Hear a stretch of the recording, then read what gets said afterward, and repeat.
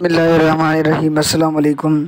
Welcome to रूहानी वज़ाइफ़। आज का वजीफ़ा है जिनको जिगर में तकलीफ़ रहती है या जिनका जिगर खून नहीं बनाता, उन भाई बहनों के लिए ये वजीफ़ा है। तो कुरान पाक की आयत करीमा है, मैं पढ़ने का तरीका भी आपको बता देता हूँ।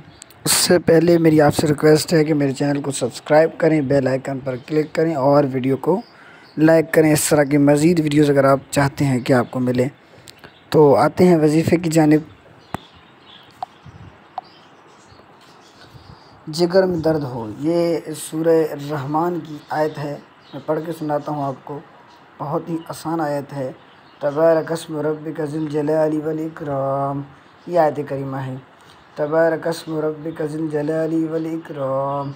ये आपको पढ़ना कैसे है वो तरीका भी मैं आपको बता देता हूँ। जिगर के तमाम बीमारियों जिगर की तमाम बीमारियों के लिए इस आयत को 21 मरतबा पढ़कर पानी पर दम करके पिलाएं, इंशाअल्लाह दर्द ख़त्म हो जाएगा।